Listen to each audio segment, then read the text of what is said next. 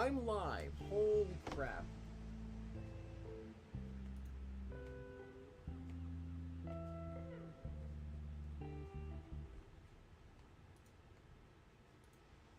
Okay, let me delete this other stream. Alright, so that's good to know that it doesn't freaking work like that anymore, even though it used to.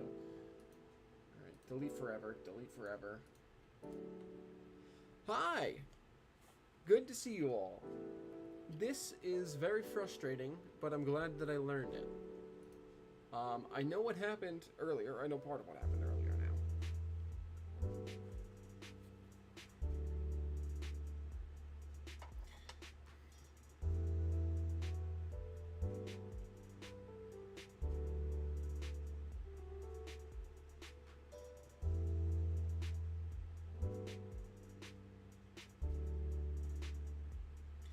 Hey, Case fan.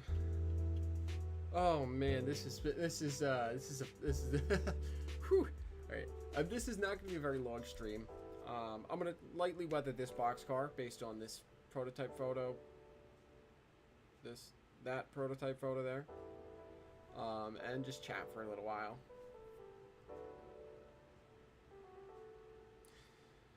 But it's good to see you.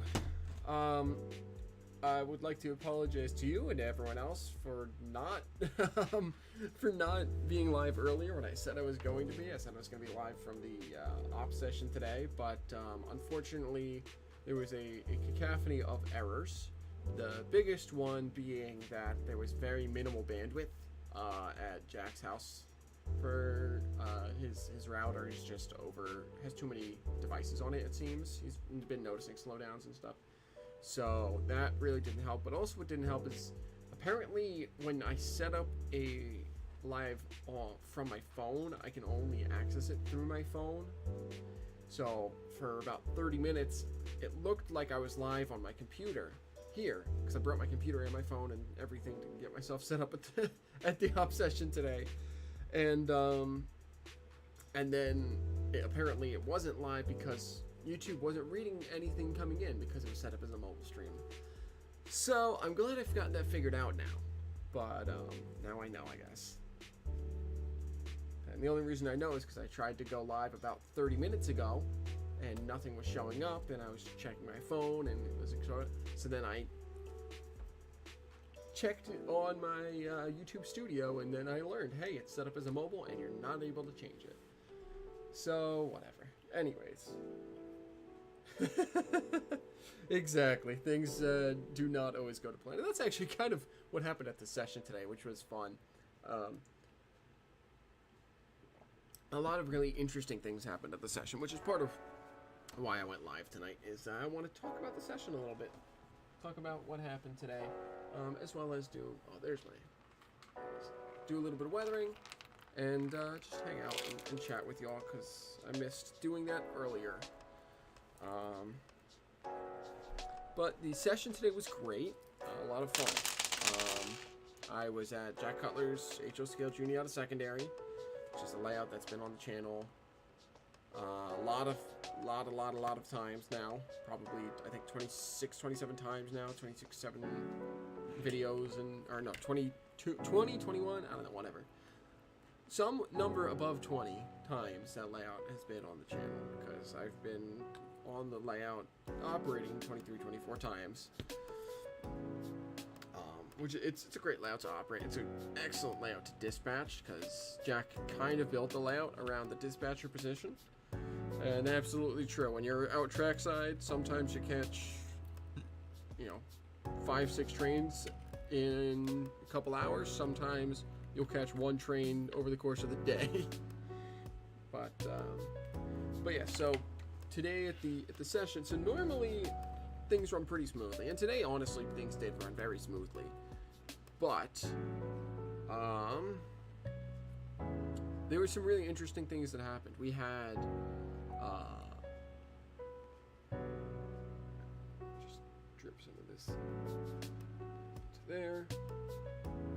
We had let's start at the beginning. So there are 2 through freight trains. Yeah, happy Amherst week. Holy crap, it's literally a week away. I can't wait. I'm so excited. I'm gonna be live for a couple hours each day from the show. I'll be walking around all weekend. I'll be spending time at the NMRA booth, but I'll get into that once I'm done with the talking about the my ADHD brain cannot stay on one topic. But so there are 2 through freight trains that run across the layout, stopping at the yard in the middle of the layout to get cars switched. Those trains, once every like 15 or so op sessions, one of those trains will have to pick up a car in one of the towns it gets through before getting to the yard, the class yard. So today that happened. When that train arrived at that town, there was already the local had arrived at that town and was switching. So the local had to pick up the cars that were needed for that train, pass it out onto the main, and work from there. So they worked that all out. And while that was happening, so that was a eastbound train. 2 westbound trains were in the yard. Oh, that's awesome. I am so excited for that. I remember my first year, they had, I don't remember if it was number 11, but they had a steam engine there. And, man, that was so awesome. I'm so hyped to hear that. But so, while the eastbound was getting its cars picked up, there was a westbound, basically the opposing train, the westbound version of that train, was already done in the yard, just waiting for a chance to get out of the yard, past that train to get to staging. And then there was another westbound, which was just a end-to-end train. Exactly. But so both of these trains were basically, one was in the yard waiting to get out, one was next to the yard waiting to get past, but neither of them could get by because one in this town just to the east of the yard, one of the tracks was being taken up by the local that was switching, and the other track was being taken up by the through train that was getting an extra car added to it. So that kind of clogged things up for a little bit, and we had to do some creative maneuvering to get that cleared up. But then we got that cleared up, and we had a train that needed a helper to get up the helix in the middle of the layout, and that was a whole journey in and of itself. It was just a very interesting session, but it was a lot of fun. And I'm really upset that we didn't get a chance to have it streamed and have that recorded. I'm just trying to find where my thinner went. Where did it fall down to or whatever? The first step of, I'm not going to do too much weathering on this car. As you can see the prototype photo, it's pretty lightly weathered. I don't know if the 1940s Pennsylvania Railroad would appreciate PSR quite like modern railroads do. So that was the op session today, and it was, like I said, it was a total blast. Oh, there's my thinner. Okay, it's over there. I put it in my airbrush. Perfect. So that was the op session. It was a great time. What else? So I'll talk about this boxcar a little bit here quick. So you might be thinking, dude, you model the Northeast. You model like the New Haven's Maybrook line, and why would you want a boxcar from the Terminal Railway Alabama State Docks? Like, that seems like a really odd prototype. And there's a reason that I have this specific image pulled up as my reference image. And that's because this specific image of Terminal Railway Alabama State Docks boxcar, 50-foot, external bracing, is taken in Poughkeepsie, New York in 1977. During the era I model in the town that I'm going to model my next layout. Yes, NMRA is celebrating their 90th year. But so that's why I've got this boxcar, is because it's exactly what I'm modeling, when I'm modeling, where I'm modeling it. So I have an excuse for it. But speaking of the NMRA celebrating their 90th, which is awesome, I'm actually going to be partaking in some of those celebrations because while I'm at Amherst, I am going to be volunteering at the NMRA booth Saturday and Sunday. Hey, Komang, good to see ya. Well, you missed earlier today, except for you didn't miss much because nothing ever happened.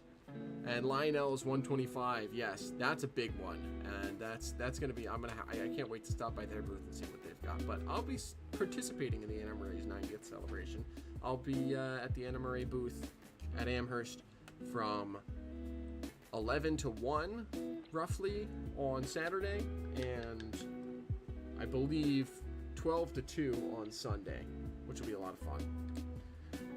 Komang, how you doing? Like I said, you were upset that you were gonna miss the op session earlier, but it turns out everyone did because my stream never happened due to all sorts of technical difficulties. The session was great though, and I really wish I could have brought it to y'all. But now we're talking about the yep, pretty much. Excuse me. But we are. There's not going to be a real like serious physical celebration for NMRA 90. What's going to happen is before the show, as part of the on Friday, as part of the setup, and the NMRA the NMRA does a meeting with the president and everyone there, because a lot of people are there, and part of that is going to be Gordy Robinson giving the NMRA a birthday cake. And actually, I don't remember if that is actually before the show or at the show. I can't remember off the top of my head. But either way, that will happen. Gordy Robinson will be cutting a cake in honor of the NMRA's 90th birthday.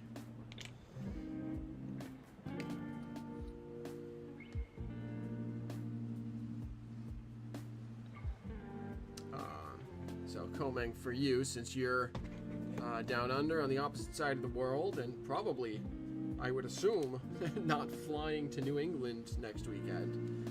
Next weekend on Saturday and Sunday is the Amherst Railway Society's Railroad Hobby Show in West Springfield, Massachusetts, which is the largest model railroad show in North America, as far as I know. So it's a lot of people, especially people on the eastern seaboard, but people from all over the country, and even a couple Aussies from down under. Marty Jenkins of Marty's Train Shed, I know is coming. I know Paul Cassar of Around the Layout Podcast will be coming, stuff like that. So a couple Aussies from down under, people from all over come to see the show in West Springfield. It is basically the Eastern States Exposition Center, which is like a big fairgrounds, and there are 4 fairground buildings just full of model trains. There are, last year on one of the days, not even both days, just one of the days, there were 17,000 plus people that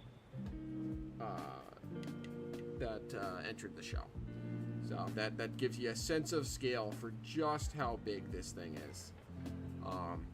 And I'm gonna be there all weekend. You can join us through my streams, because I will be streaming parts of the day, both days, Saturday and Sunday, because I'm gonna be there all weekend for the first time, and I'm extremely excited about that. But yes, it's gonna be a great time. So that's what we're chatting about. Oh, awesome. I don't really follow him too much, but I've seen a couple of his videos. It seems cool. Seems like a cool guy from what I've seen, but like I said, I really don't know very much about him. But there's always a big content creator presence at Amherst.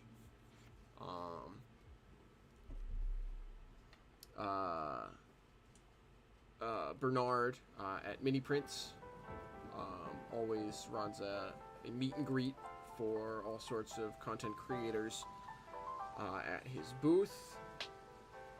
So I will I may or may not be making it to that this year, which is unfortunate, but it's at the same time as I'm supposed to be volunteering at the NMRA booth, meeting and greeting people. Yeah, it's gonna be kind of sad not seeing Sparky, because he was always at those meet and greets, and he's a great guy. But I'm going to try and sneak over there for 10-15 minutes for that meet and greet on Saturday. But we'll see. Just the only reason I'd be able to make it is because the NMRA booth is literally about 8 or 9 booths down from Bernard's booth. So that would be the only real way that I would be able to make it. Let me actually bring my mic a little bit closer to me. That way you can hear me just a touch better. But, either way, I'm going to be walking around. The meet and greet is at noon. It's at noon on Saturday at the Mini Prince booth. I think it might be a little too loud now. There we go. So that'll be there. There'll be lots of people there. I'm going to be, like I said, either I'll be at the meet and greet or I'll be just down the road from the meet and greet at the NMRA booth. So either way, come say hi to me. If you don't see me at the meet and greet, then pop down the line and check out the NMRA booth and learn a little bit about the NMRA. But I'm going to be streaming probably in the I haven't decided yet. Saturday, I will possibly be streaming in the morning. I'm going to be walking around. I'm going to meet a bunch of people, get to see people. I'm going to make some of my big purchases that I want to make at the show. Awesome. Yeah, it's make sure you got yourself a list of the places you want to hit and the big boots you want to get to and things like that, because going all by yourself it can be a little bit much. The last couple years I've wandered around by myself basically, and the first year I went with just by myself was I didn't have a list or anything. Okay, good. Because I didn't have a list or anything that first year I went by myself, and I was pretty lost. Even when I went with my family when I was younger, I was pretty lost without any plan going in. But yeah. So I'm going to be maybe streaming Saturday morning while I'm walking around making my purchases, meeting people. I'm going to be swinging. I'm going to be I haven't decided yet. I've got to touch base with Corey over at Ars Trains, but I'm going to be handing off a couple of cars that he asked me to work on to him at the show. He's basically building an HO scale replica of the train. The train that was run by the Saratoga, Corinth, and Hudson tourist railroad for their first year of operation. He's a conductor on the line certainly for the busy seasons, and he's lives pretty close by to the line, so he's a big fan of the SCNH. And he has decided to build an HO scale version of that train that they had their first year for tourist train. And he asked me basically to first of all take this be careful, take this flat car, strip all the decals off so he can replace it with SCNH lettering. So I did that, and that's going to become the open top car that they have on their railroad, which is built out of a box car or a flat car with some extra bits put onto it. And I actually don't have it in my room right now, but the other car is a Bachmann Spectrum Pullman car that he had me repaint the roof silver and work to just dial in the stairwells and really dial it in so it looks like their Pullman car that they got at the end of their train. So those are the things that I'm handing off to him, and I'm thinking I'm gonna see if I can see if it'll work out timing wise and location wise if I meet him at the Saratoga Corinth and Hudson's booth. Because they'll have a booth at Amherst. So I think that would be pretty fun if I handed him off the train at the booth for the railroad. That sounds awesome, Case. I'm gonna be looking for, my big thing that I'm gonna be looking for is N-scale Rapido Osgood Bradley coaches for the New Haven, stuff like these, which are currently sitting on my layout. If I scroll over here, grab one of these guys. This is the Rapido Osgood Bradley coach. They've got it in 3 schemes for the New Haven, or 4, I think. This one is the black with the orange band and the New Haven block letters, but I've also got one of the Pullman green ones, and I'm looking for hopefully a couple of the stainless sided ones, because those are nice. But they've got battery powered lights inside and stuff. They're nice cars, and I'm looking to put together a train for them. And then in the afternoons, I'll be running, afternoons both days, I'll be running on the Northeast T-Track layout in the Young building. Young's 98, I think it is. So swing by and say hi to me there. Cooperstown and Charlotte Valley. I'm not sure where that is, but I will try to swing by and check it out. I've got a list of all the places I definitely want to hit, and then places that are nearby them, I'll also check out. Some of the places I'm definitely gonna hit are Ray Arnott's booth over at Around the Layout Podcast. He's in. I think he's in. I don't remember if he's in Young or the BLC, but he might be in the BLC. Actually, no, he is in Young, because I remember looking. I was like, oh damn, I'm not gonna be far from Ray. Oh, okay. In that case, yeah, I'll swing by and I'll check it out. If it's nearby, I think a lot of those tourist railroads are all going to be in that line on the in that corner of the BLC, which is good. But I'll have to take a look. But definitely gonna check out Ray's booth. Definitely gonna check out the Cato USA booth, the Microtrains booth. There's the Upstate Customs booth. He seems like a really cool guy. I've never met him, but I want to touch base with him and talk to him and see if he would be interested in doing any work in N scale, because I know basically everything I've seen from him has been HO scale, and it may just be that he's not interested in N scale. It's just too small for him, which is, I mean, that's valid. If you're not used to working it, it is real tiny. But I figure I'd chat with him and see, we both do weathering work and custom work and stuff like that. And then obviously I'll spend some time at the Anna Murray booth. I'm going to try and get to the Valley N-Track T-Track booth. Definitely got to get to, or layout rather. Definitely got to go see the Fremo layouts, Fremo N and HO scale Fremo. Those layouts are always incredible.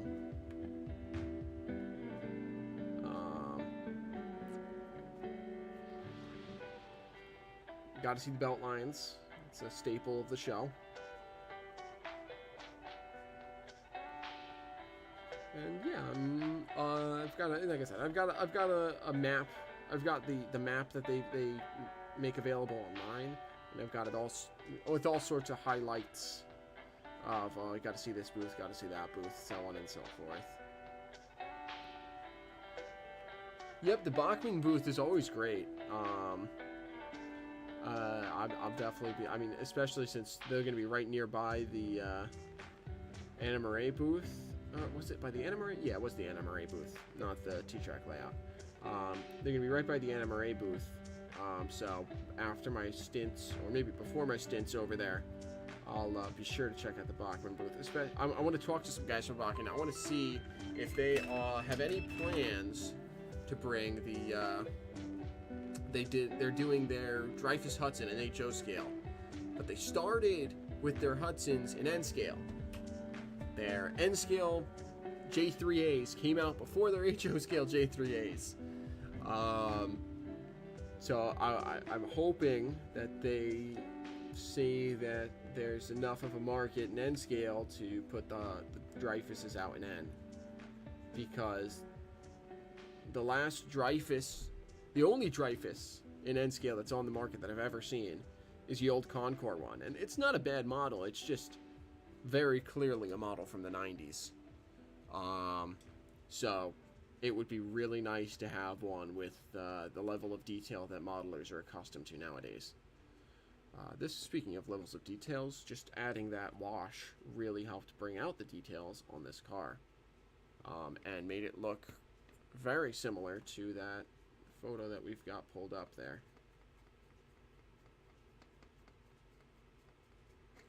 Yeah, I cannot wait for Amherst. Excuse me. I'm going to have the T-Track layout that myself and my girlfriend built on the Northeast T-Track layout. So if you see the BNCCS logo on the front of a T-Track module, you'll know that's mine. Actually, probably this week on Monday. I'm trying to start a habit of regularly streaming on Mondays, by the way. Monday nights. So probably my Monday stream this week is going to wind up being sprucing up the T-Track layout, so that way it's ready. If I don't do it on stream, I'll definitely do it as a video. Actually, I might just do it as a video. It might be easier. But I'll definitely show it off on stream on Monday. So you'll know what module to be looking for if you're looking for my module on the layout. That would certainly be nice, Case. I sure hope so, but I want to talk to the guys over there and see if they've thought about it. I imagine they have, seeing as, again, they started with the Hudson and N. But it would just be really nice to have a Dreyfus in N scale. Of course, then I'd have to build a more prototypical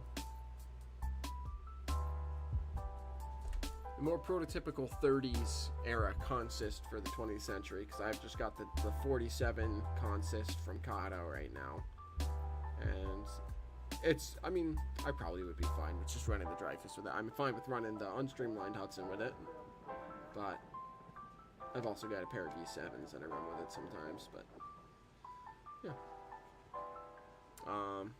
so that's what's up with Amherst.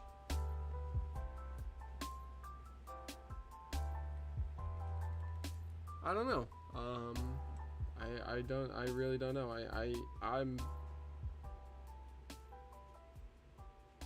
I'm very much out of the world of Lionel stuff. Some stuff I look at, I'm like, oh, that's cool, but I generally, especially at shows, when I see Lionels, I just kind of walk away. I don't really pay attention to them, just because I know that it's something I'm not going to want or need. And so I've never really paid attention to when Boots or anything has Lionel models out. But it's worth a look, It's always worth a look at Amherst. They got everything and anything and everything you need. It is the show of our age, I'll say. Show of a lifetime. I want to go over to the Spring Creek booth. They've always got a good assortment of stuff at decent prices, a little bit higher than just some of the people trying to sell off their stuff, but decent prices for a distributor. Pretty decent. So I'm going to swing over there, see if there's anything good there. The only thing I don't really like about Spring Creek is because they're a distributor, they mostly have new stuff, which a lot of times isn't what I'm looking for, although more and more it's starting to become so. We're starting to get a lot more 70s models coming out new, which is nice. Nice for a 70s, 80s modeler like myself.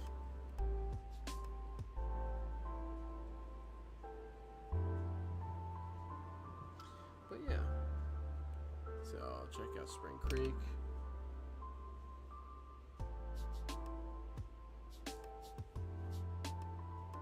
Nice. Yeah. I've seen, like I said, I don't really pay attention to much O-Gauge stuff, but my buddy, like I said, my buddy Corey, who's the guy at the SCNH, he's Ars Trains here on YouTube. He's got a big Lionel layout, 3-rail O-Gauge layout, and he's got mostly Lionel stuff, but he's got a couple Atlas and a couple of MTH, I think, locomotives, and those things are nice. They look great, they run great, so. But yeah, Corey's a good guy. And he's started streaming again, which is awesome. He's actually he's the one that's inspiring me right now to get into a habit of weekly streams, because for a while there he was doing his weekly streams. He did his Sunday night run night, or Sunday run day, that's what it was. We'd spend 30-40 minutes chatting with people, and then start running some trains on his big O-Gauge layout. And it is a really nice layout. I think it's a really happy medium between being a real model railroad layout and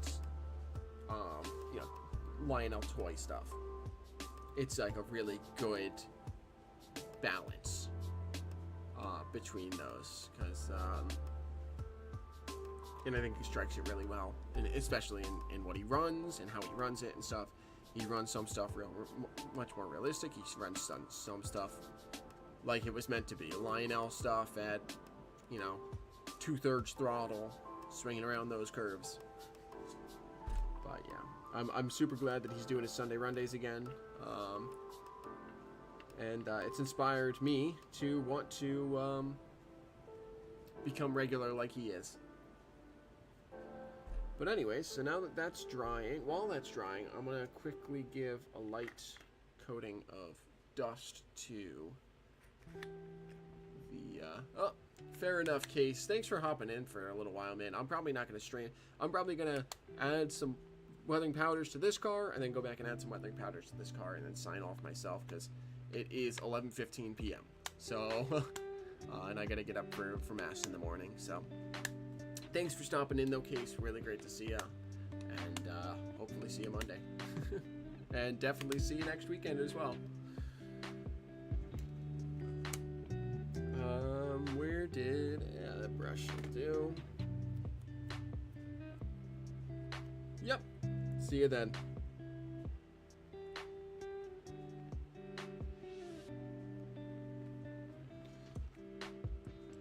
Oh my gosh, I forgot the first step I was going to do on this car because of the stream difficulties. Damn it. What I was saying when I thought I was live, but I was actually not, because it was linked to a mobile stream, which means it didn't show up on YouTube. I did this, which is show this picture in full. This picture was a picture of, not this exact car, but a very similar car in Poughkeepsie, New York, which is where I model. Even though it's Terminal Railway, Alabama State Docks, it's one of those, that's 1970s per diem box cars, where a railroad that had 10 miles of track would have 1,000 box cars and would charge basically to rent them out. But this picture was taken in Poughkeepsie in 1977, and Poughkeepsie is literally the city that on the next time when I have space to build a new, bigger layout, it's going to be of the Poughkeepsie Hospital branch, which is one of the 2 locations this picture might have been taken on in Poughkeepsie. But if you notice, right next to Cushion Service, the panel right next to where it says Cushion Service, there's a big ACI label on there, and I was going to put that on, but now I have to wait until this wash dries in order to do that. So I think that car might be done for the night in that case. But we're gonna weather up the Virginia Midland car. The VM car is going to be run on the Northeast T-track layout for sure. I'm gonna run that with the V&O car, which I've yet to weather. I've got the PCRC car, which is already weathered. Oh, I forgot that this is big. you can't see anything that I'm doing. There we go. Whoops.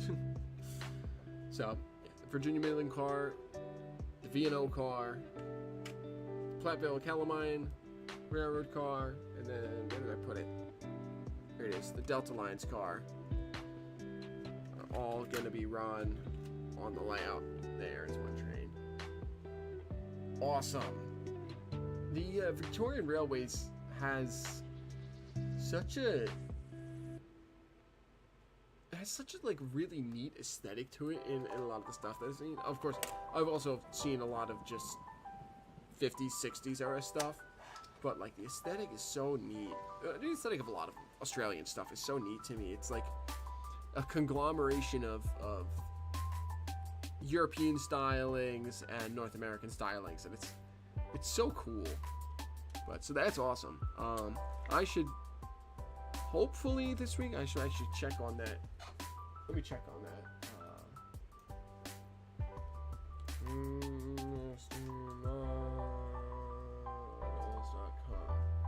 I should check on this order because I ordered something that will hopefully arrive sometime early this week.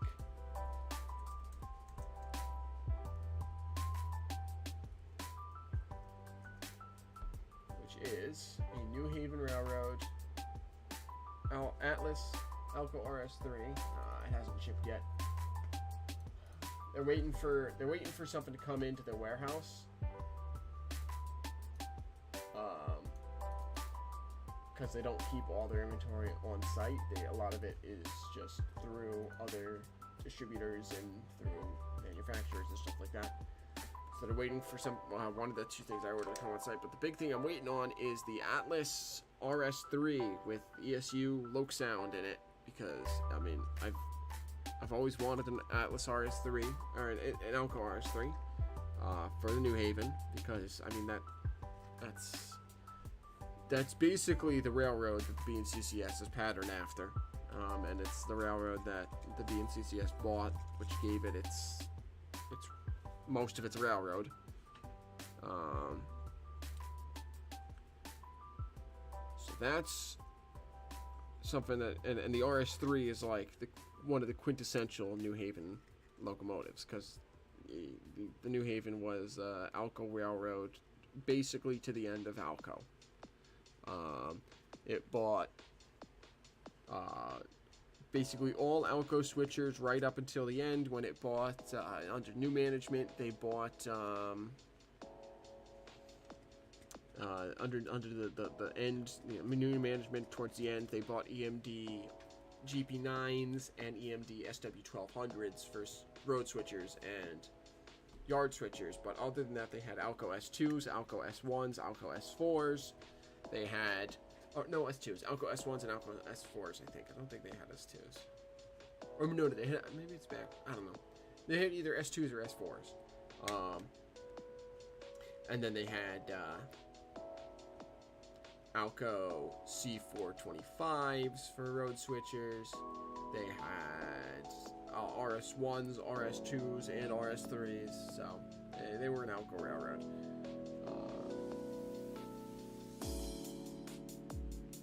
Oh, well, that's good. That's good to hear. It's always great to get that. All right, that even if it's a rough arrival date, it's great to get that confirmation that, hey, it's really coming. Oh, that feels so good. So I'm glad to hear that. It's an exciting time when the model's on its way. Especially early February, that's not far off. So hopefully that comes earlier rather than later. But that's awesome. Exciting stuff, exciting stuff.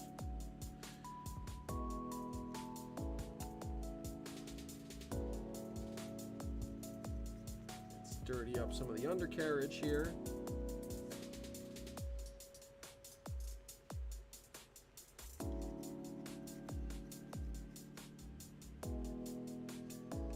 But yeah, that's awesome.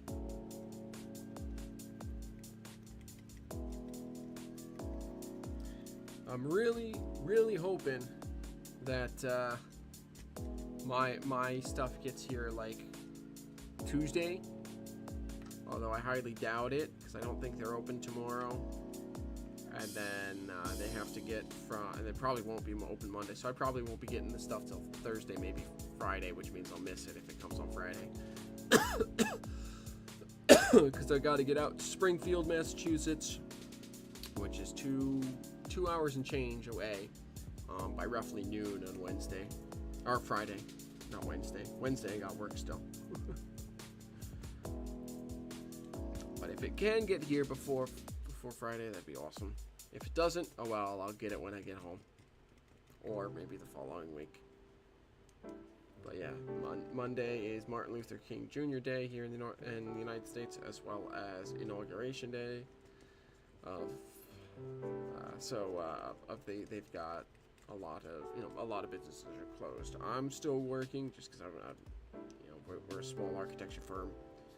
We work pretty much all the time. Very few holidays we actually take, which is fine, but so that's why I'm saying they'll probably be closed Monday, but who knows?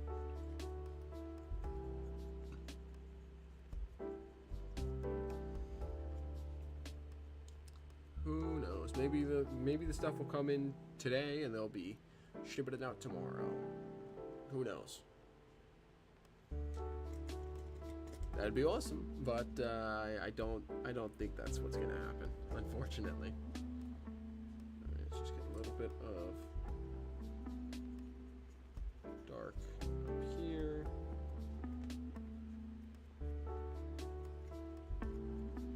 There we go. All right, I'd say that this car is complete, which is great. Here, there we go. And this is obviously not the car that is pictured. This is just a 40-foot box car.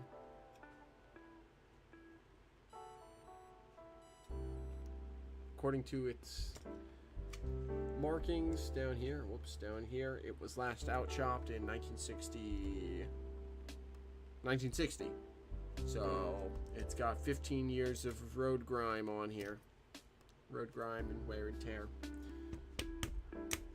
So that's why that car's kind of beat down a little bit. All right, let me get these decals on, and then I think I'm gonna call it there for the night. Oh, where did I put those? Those are the ACIs, right? Yeah. ACI, Automatic Car Identification, also known as CarTrack. It's a system developed in the late 60s. Well, actually developed in the early to mid 60s. Implemented in the late 60s. Became the AAR standard from, I think it was 1966 to 1976. And after 1976, the standard was abandoned, but cars that still had them, they didn't get them taken off. Some of them, some rail cars, even on the railroads today in North America, you'll see CarTrack. Some real old cars, some things like buffer cars at the end of oil trains and stuff like that. You'll occasionally see a CarTrack label still, and then a number of them in museum on cars in museums. All right, where did I put my? That's not the tweezers that I wanted. Might have put them on the layout. But do I have a pair right here that I can just snag real quick?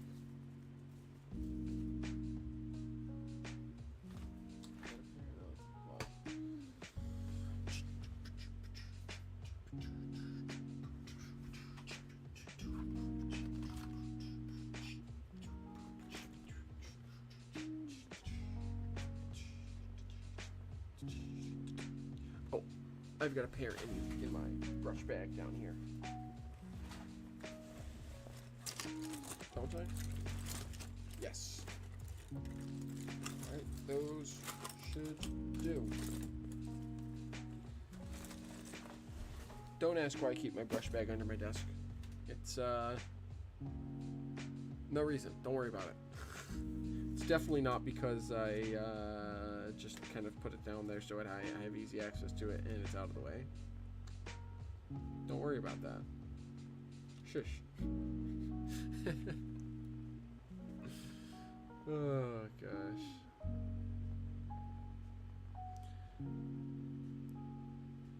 So, yeah.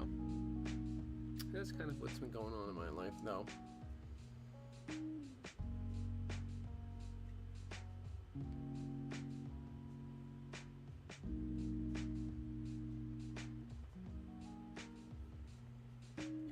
Okay, let's get the decal on the car here.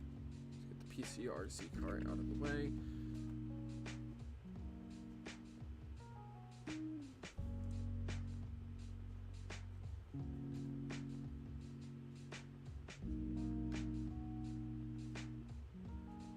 Come on. There we go. Decal on the car. Now let's slide the decal on the decal paper on the car. Let's slide the decal off the decal paper. Come on, there we go.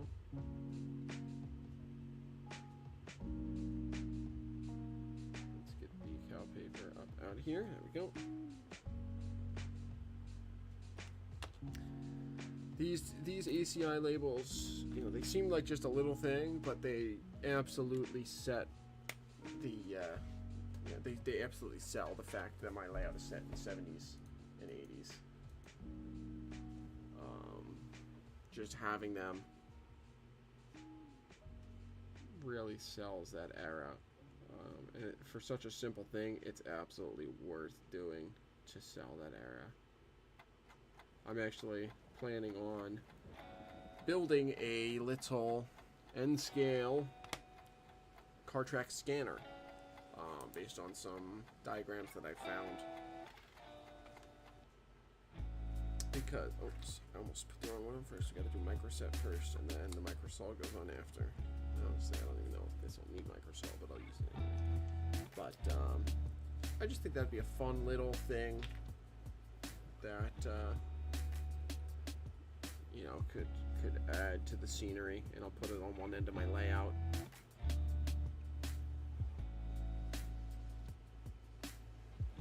There we go.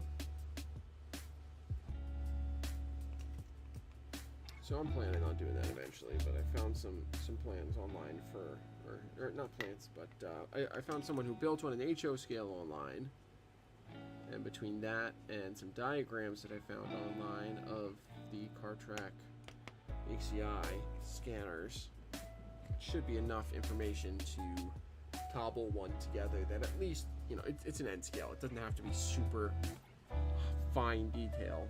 It just has to sell what it is. For some people, putting all these decals on just wouldn't be worth the effort, but for me, it all goes to telling that story. It all goes to telling the story of my layout and setting the scene. Especially given the fact that since my Model 75, which is like right at the end of their useful life, and right at the end of their active usage, almost all my cars that have CarTrack labels on them have the CarTrack label dirtied over. Like, you can barely read it on some cars. And that's why they were abandoned, is because it was up to the railroads to keep the labels clean so that the scanners could scan them, and they didn't. Peter Dibble on YouTube here has an excellent video on CarTrack ACI, if you are interested. It's actually the first video he put out, I believe. Not affiliated with him at all. He does a lot of stuff about all sorts of West Coast history, but that was the first video on his channel, was about CarTrack ACI. He's got a neat video about the high-speed trials on Amtrak in the late 90s, mid to late 90s, and they tried the, you know, basically what eventually led to the Acela Express service, which is still far from a high-speed rail. But whatever. And yeah, so good channel. Definitely recommend if you're interested in history of transportation, railroads, Pacific Northwest, etc.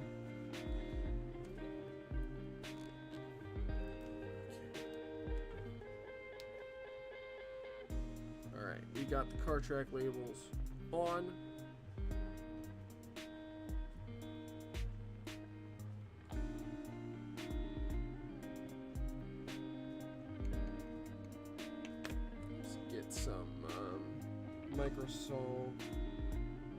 Microset rather on them.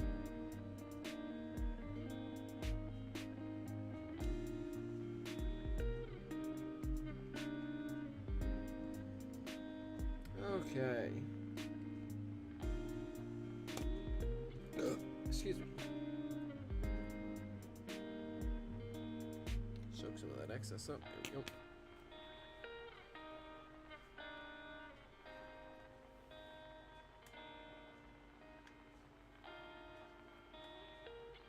I've really got to fix the white balance on this camera so that it doesn't totally wash out when I'm using my task light. Yeah, it's a little better.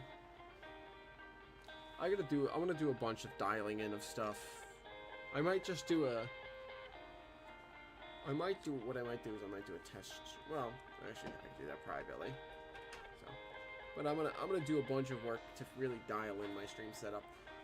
I'll probably leave this fundraiser link up for a little while. This fundraiser is for Breakthrough T1D, which is a group that supports diabetes research and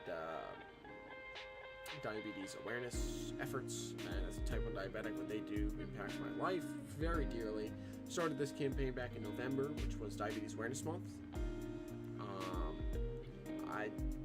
I set the goal of $1,000, figured shoot for the stars, and whatever we get is huge. And I was not expecting to even get $200, which is what we've got. So it's still up. It's still an active campaign. If you got to spare a few bucks, feel free to throw them in there.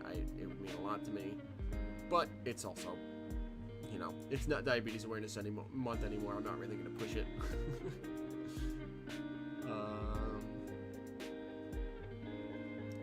That's what that's doing now. I'll probably still leave that, but I'm gonna really set up my I'm gonna with the help of my girlfriend, who's also really good at graphics, we're gonna put together a good stream overlay for myself that I'll make up with my I'll probably put my Railroads logo in there. I might make up a logo for the channel. Who knows?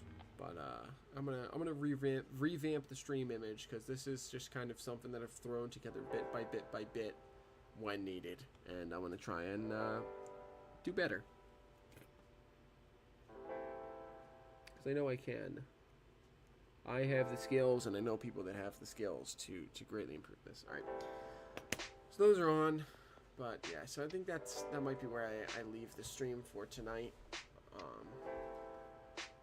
Just because it's now almost 11:40 at night here, and I gotta get some sleep. I woke up real early to get to the op session this morning, but I want to say thank y'all for hopping in tonight. I'm sorry for the mess of what was supposed to be a stream earlier, and then not a stream earlier, and then blah blah blah blah. But thanks for tuning in, anyways. If you're still here, thanks for tuning in from down under. Everyone else, it's great to see you. And I'll see you around YouTube. I'll see you Monday night for a stream. Figure 9:30 or so Eastern time. Yeah, some of you I'll see in a week in Amherst. But thanks everyone for watching tonight. I hope you all enjoyed hanging out, chatting, and I'll see you around. Thanks so much, and catch you on the next track.